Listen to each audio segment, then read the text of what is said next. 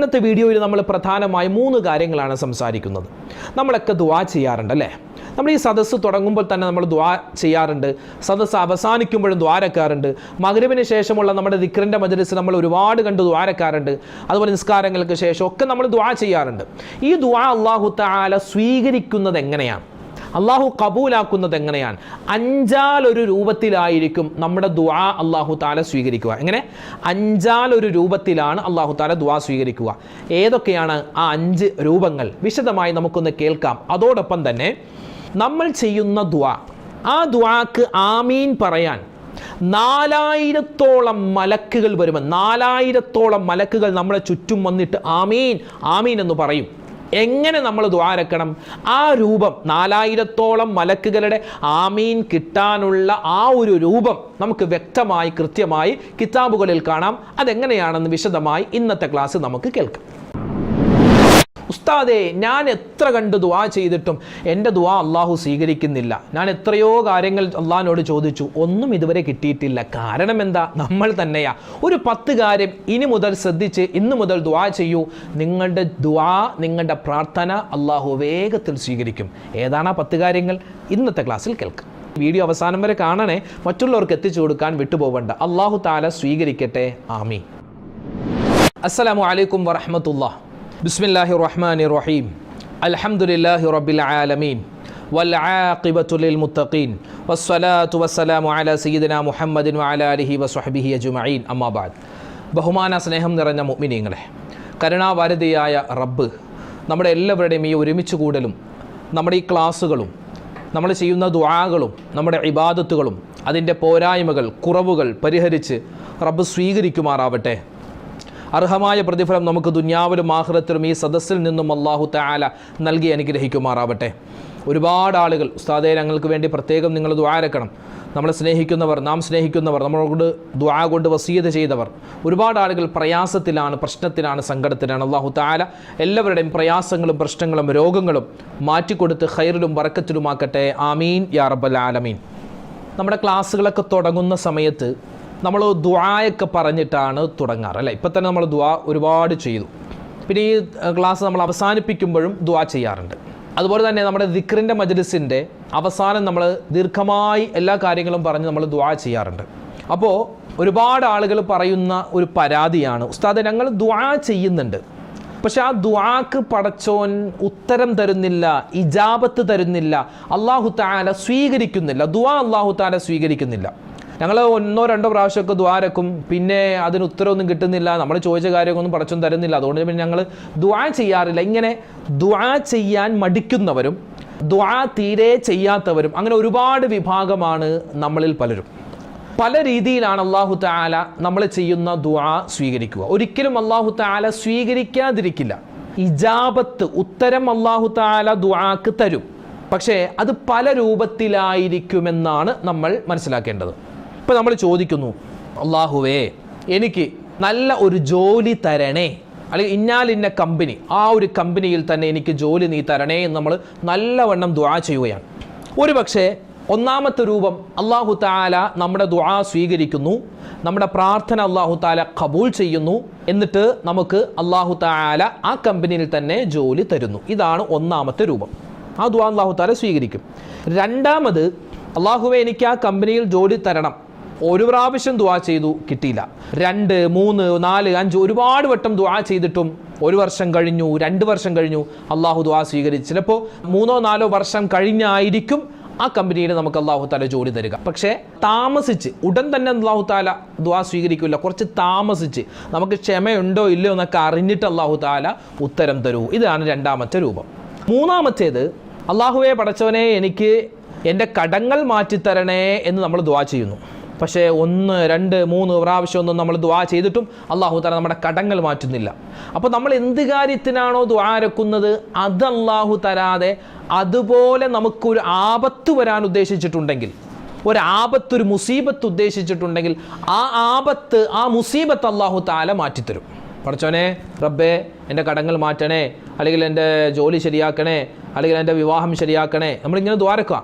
പക്ഷേ എത്ര ദുആ ചെയ്തിട്ടും ആ ദുആ അല്ലാഹു തആല സ്വീകരിക്കുന്നില്ല. പക്ഷെ സ്വീകരിക്കും. എങ്ങനെ? നമ്മൾ പറഞ്ഞ കാര്യമല്ല, വേറെ ഒരു കാര്യം. അതായത് എന്തെങ്കിലും ഒരു രോഗം വരാനിരിക്കുന്നു, അല്ലെങ്കിൽ ഒരു വണ്ടി ആക്സിഡന്റ്, എന്തെങ്കിലും ഒരു ആപത്ത് മുസീബത്ത് വരാനുണ്ടെങ്കിൽ അത് അല്ലാഹു തആല തട്ടിമാറ്റും. ഇങ്ങനെയായിരിക്കും ചിലപ്പോൾ നമ്മൾ ചെയ്യുന്ന ദുആക്ക് അല്ലാഹു തആല ഇജാബത്ത് തരുക. നാലാമത്തേത്, പടച്ച റബ്ബേ, ഞാൻ പോയി കണ്ട പെണ്ണ് അല്ലെങ്കിൽ എന്നെ കാണാൻ വന്ന ചെറുക്കൻ, ആ കല്യാണം നീ ഉറപ്പിച്ചു തരണേ, എനിക്ക് ആ പെണ്ണിനെ തന്നെ മതി, അല്ലെങ്കിൽ എനിക്ക് ആ ചെറുക്കനെ തന്നെ മതി. നമ്മൾ ദുആയോട് ദുആയാണ്. പക്ഷേ ചെറുക്കൻ്റെ വീട്ടുകാർ പറഞ്ഞു അത് പെണ്ണിൻ്റെ പൊക്കം കുറവാണ്, ഇഷ്ടപ്പെട്ടില്ല. അല്ലെങ്കിൽ എന്താ, പെണ്ണിൻ്റെ വീട്ടുകാർ പറഞ്ഞു ചെറുക്കൻ്റെ പൊക്കം കുറവാണ്, അല്ലെങ്കിൽ ജോലി ശരിയല്ല, ചെറിയ ജോലിയല്ലേ, അതുകൊണ്ട് ഞങ്ങൾക്ക് ഇഷ്ടപ്പെട്ടില്ല. അപ്പോൾ നമ്മൾ ആഗ്രഹിച്ചു, പക്ഷെ നമുക്ക് കിട്ടിയില്ല. അപ്പോഴാണ് 2-3 ദിവസം കഴിഞ്ഞപ്പോൾ അതിനേക്കാൾ കുറച്ചുകൂടി ബെറ്ററായ നല്ല ഒരു ആലോചന നമുക്ക് വരുന്നത്.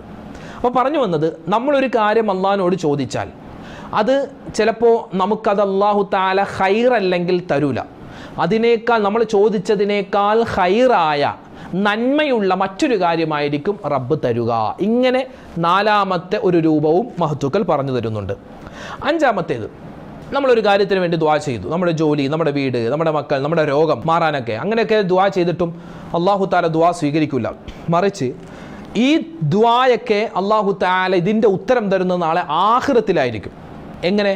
നമ്മൾ ചെയ്ത ദുആക്ക് പകരമായി നമ്മുടെ തെറ്റുകളൊക്കെ പുറത്തു തന്നു, വിചാരണയില്ലാതെ സ്വർഗത്തിൽ കടത്തുന്ന ഒരു അവസ്ഥയൊക്കെ തന്നാൽ അതായിരിക്കും ദുആകളിൽ ഇജാബത്തിൻ്റെ ഏറ്റവും ഉന്നതമായ രൂപമെന്ന് മഹത്തുക്കൾ പഠിപ്പിച്ചു തരുകയാണ്. അപ്പോൾ ദുആ സ്വീകരിക്കുന്നത് 5 രൂപത്തിലാണ്.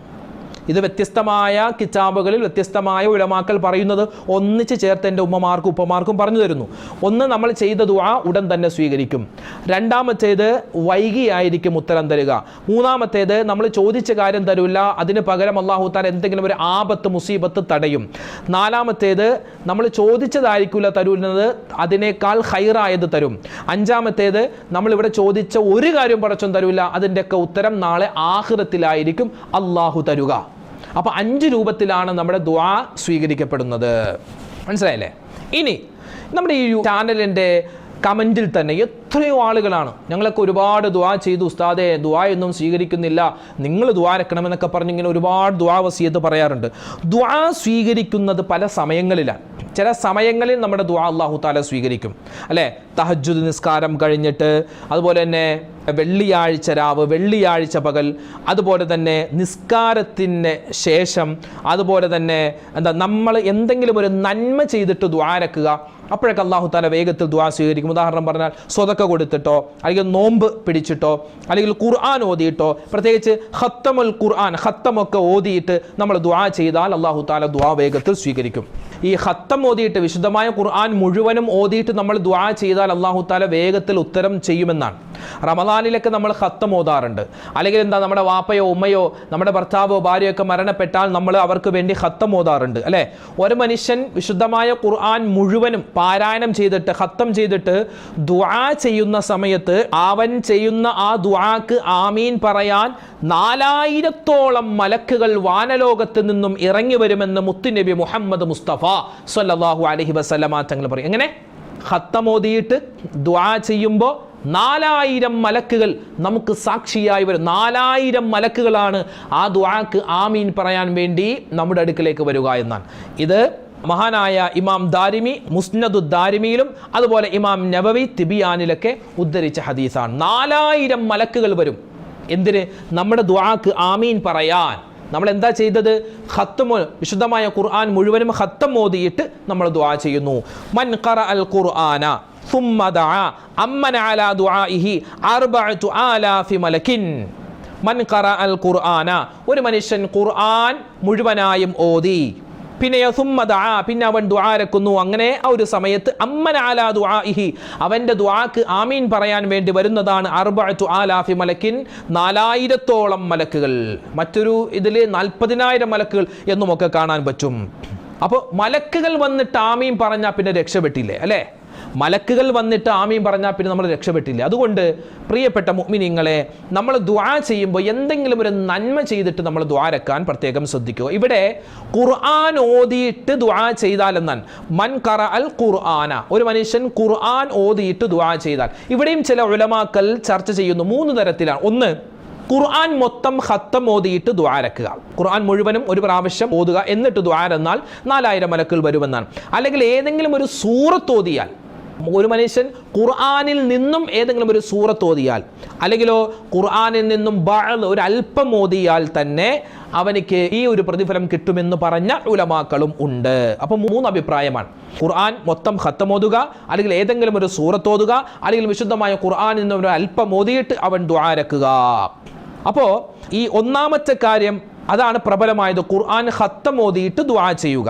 ഇനി രണ്ടാമത്തെ അഭിപ്രായം മാനിച്ച് ഏതെങ്കിലും ഒരു സൂറത്ത്, ഇപ്പോൾ നമുക്കറിയാം സൂറത്തുൽ ഇഖ്ലാസ്, ഖുൽ ഹുവല്ലാഹു അഹദ് സൂറത്ത്, അത് സുലുസുൽ ഖുർആൻ, ഖുർആനിൻ്റെ 1/3 അല്ലേ, 1/3. അതായത് 3 പ്രാവശ്യം സൂറത്തുൽ ഇഖ്ലാസ് ഖുൽ ഹുവല്ലാഹു അഹദ് സൂറത്ത് ഓതിയാൽ ഒരു ഖത്തം ഓതിയത് പോലത്തെ ഒരു പ്രതിഫലം കിട്ടുമെന്നാണ്. അപ്പോൾ സൂറത്തുൽ ഇഖ്ലാസ് 3 വട്ടം ഓതി, അപ്പോൾ എന്തായി, ഒരു ഖത്തം ഓതിയ പ്രതിഫലമായി. അപ്പോൾ എന്നിട്ട് ദുആ ചെയ്താലും ഈ ഒരു പ്രതിഫലം 4000-ഓളം മലക്കുകൾ നമ്മുടെ ദുആക്ക് ആമീൻ പറയാൻ വേണ്ടി വരുമെന്ന് പറഞ്ഞ ഉലമാക്കളും ഉണ്ട്.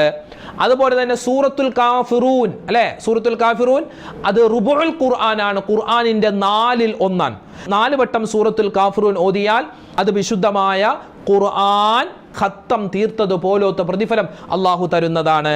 അപ്പം എന്താ ചെയ്യേണ്ടത്, സൂറത്തുൽ ഫാത്തിഹ കേട്ടോ, ഉമ്മമാരെ ഉപ്പമാരെ കേട്ടോ, സൂറത്തുൽ ഫാത്തിഹ 1 വട്ടം, സൂറത്തുൽ കാഫിറൂൻ 4 പ്രാവശ്യം, അതുപോലെ സൂറത്തുൽ ഇഖ്ലാസ് ഖുൽ ഹുവല്ലാഹു അഹദ് സൂറത്ത് 3 വട്ടം, പിന്നെ സൂറത്തുൽ ഫലക്ക്, സൂറത്തുൽ നാസ് ഓരോ പ്രാവശ്യം. അപ്പോൾ സൂറത്തുൽ ഫാത്തിഹ, സൂറത്തുൽ കാഫിറൂൻ, സൂറത്തുൽ ഇഖ്ലാസ്, സൂറത്തുൽ ഫലക്ക്, സൂറത്തുൽ നാസ്, 5 സൂറത്ത്. അതൊക്കെ അറിയാവുന്ന സൂറത്താണ്, ചെറിയ ചെറിയ കുഞ്ഞേ സൂറത്താണ്. ഈ സൂറത്തുകളൊക്കെ ഓതിയിട്ട് നല്ലവണ്ണം ദുആ ചെയ്താൽ അവിടെയും 4000-ഓളം മലക്കുകൾ ആ ദുആക്ക് ആമീൻ പറയാൻ വേണ്ടി വരുമെന്ന് പറഞ്ഞ ചില ഉലമാക്കൾ നമുക്ക് ഈ കാര്യങ്ങളൊക്കെ വിശദീകരിച്ച് തരുന്നുണ്ട്. അപ്പോൾ പ്രിയപ്പെട്ട മുഅ്മിനീങ്ങളെ, നമ്മുടെ ദുആക്ക് അല്ലാഹു തആല ഉത്തരം തരാൻ നന്മ ചെയ്തിട്ട്, എന്തെങ്കിലും ഒരു നന്മ ചെയ്തിട്ട് നമ്മൾ ദുആ ഇറക്കുക. വിശുദ്ധമായ ഖുർആൻ ഓതി, സൂറത്ത് യാസീൻ ഓതി, അല്ലെങ്കിൽ സൂറത്ത് ഫാത്തിഹ, ഇഖ്ലാസ്, മുഅവ്വിദത്തീൻ ഓതി, അല്ലെങ്കിൽ എന്തെങ്കിലും ആർക്കെങ്കിലും ഒരു സ്വതക്ക കൊടുത്തിട്ട്, അല്ലെങ്കിൽ എന്താണ് നോമ്പ് പിടിച്ചിട്ട്, ഇങ്ങനെ എന്തെങ്കിലും 2 റക്അത്ത് നിസ്കരിച്ചിട്ട്, അങ്ങനെ എന്തെങ്കിലും ഒരു നല്ല കാര്യം ചെയ്തിട്ട് ദുആ ചെയ്താൽ വേഗത്തിൽ അല്ലാഹു തആല ദുആ സ്വീകരിക്കുമെന്നാണ്. ദുആക്ക് ഉത്തരം കിട്ടാൻ ഒരു 10 കാര്യം ശ്രദ്ധിക്കണം. നമ്മുടെ ദുആകൾ, ആ ദുആ വേഗത്തിൽ ഉത്തരം കിട്ടാൻ 10 കാര്യങ്ങൾ. ഒന്നാമത്തേത്, ചോദിക്കുന്നത് അള്ളാഹുവിനോടാണ്, ആ അള്ളാഹുവിനോടാണ് എന്ന ബോധ്യം വേണം. ഇങ്ങനെ ദ്വാരക്കുന്നുണ്ട് എന്തൊക്കെയോ ചിന്ത, അങ്ങനെയല്ല, ഞാൻ ചോദിക്കുന്നത് എൻ്റെ റബ്ബിനോടാണ്, ആ റബ്ബ് ഉത്തരം തരാൻ കഴിവുള്ളവനാണ് എന്നൊരു ബോധ്യം നമുക്കുണ്ടാവണം. 2, അള്ളാഹുവിലേക്ക് നമ്മൾ ദ്വാരക്കുമ്പോൾ എന്തെങ്കിലും ഒരു കാര്യം തവസ്സുലാക്കി ദ്വാരക്കുക. അതായത് നല്ല അമലുകൾ ചെയ്തിട്ട്, അല്ലെങ്കിൽ സ്വതക്ക ചെയ്തിട്ട്, നിസ്കാരം, ഖുർആൻ ഓത്ത്, അതൊക്കെ മുൻനിർത്തിയിട്ട് പടച്ചോനെ ഞാൻ സ്വതക്ക കൊടുത്തിട്ടുണ്ട്, അതിൻ്റെ ബറക്കത്ത് കൊണ്ട്, അല്ലെങ്കിൽ അള്ളാഹുവിനെ ആ നോമ്പ് പിടിച്ചു, ഇന്ന് സുന്നത്ത് നോമ്പ് പിടിച്ചിട്ടുണ്ട്, അതിൻ്റെ ബറക്കത്ത് കൊണ്ട്, ഞാൻ ഖുർആൻ ഓതിയിട്ടുണ്ട്, അതിൻ്റെ ബറക്കത്ത് കൊണ്ട്. അങ്ങനെ ഒരു നല്ല കാര്യത്തെ തവസ്സുലാക്കിയിട്ട് ദ്വാരക്ക. ഈ ഗുഹയിൽ അകപ്പെട്ടു പോയ 3 പേരുടെ ചരിത്രം നബി സല്ലല്ലാഹു അലൈഹി വസല്ലമ തങ്ങൾ പറഞ്ഞു തന്നിട്ടുണ്ടല്ലോ അല്ലേ. 3 പേര് ഗുഹയിൽ അകപ്പെട്ടു പോയി, അവരെ ഗുഹയിൽ നിന്നും പുറത്തിറങ്ങിയത് എങ്ങനെയാ, അവർ ജീവിതത്തിൽ ചെയ്ത നല്ല അമലുകൾ മുൻനിർത്തി അതൊക്കെ പറഞ്ഞിട്ട് അള്ളാഹുവേ ഇത് നീ സ്വീകരിച്ചിട്ടുണ്ടെങ്കിൽ ഞങ്ങളുടെ ഈ ഒരു പ്രയാസം മാറ്റണേ എന്നാണ് അവർ ദ്വാര. അപ്പോൾ നമ്മൾ ചെയ്യുന്ന നല്ല കാര്യങ്ങൾ എടുത്ത് മുന്നിൽ വെച്ച്, അതായത് നമ്മൾ അത് പറയണം, അള്ളാഹുവേ ഞാൻ ഒരുപാട് സ്വതക്ക് കൊടുത്തിട്ടുണ്ടല്ലോ, അതൊക്കെ നീ സ്വീകരിച്ചിട്ടുണ്ടെങ്കിൽ എൻ്റെ ഈ പ്രയാസം മാറ്റണേ, അങ്ങനെ ദ്വാരക്കുക. 3-മത്തേത്, ധൃതി കാണിക്കരുത്. ഭയങ്കര ധൃതിയാണ്. അതായത് എപ്പോഴും ദുആ ചെയ്യുമ്പോൾ ഇതെന്താ ഉത്തരം തരാത്തത്, ഇപ്പം എന്താ ഉത്തരം കിട്ടാത്തത്, അങ്ങനെയല്ല. നമ്മൾ ദ്വാരക്കുക, അതിൻ്റെ ഉത്തരം അല്ലാഹു സാവകാശമായിരിക്കാം ഒരു പക്ഷേ തരുക. 4-മത്തേത്, നല്ല വിചാരമുണ്ടാവണം. എൻ്റെ ദുആ അല്ലാഹു തആല സ്വീകരിക്കും. ഇതൊക്കെ എന്തിനാ വെറുതെ ദ്വാരക്ക്, ഇന്നലെയും ദുആ ചെയ്തു, ഇന്നും ദ്വാരക്കുന്നു, ഇതൊക്കെ അല്ലാഹു സ്വീകരിക്കും, അങ്ങനെ ചിന്തിക്കരുത്. അല്ലാഹു തആല എൻ്റെ ദുആ സ്വീകരിക്കും. നല്ല വിചാരം, നല്ല ചിന്ത ഉണ്ടാവണം.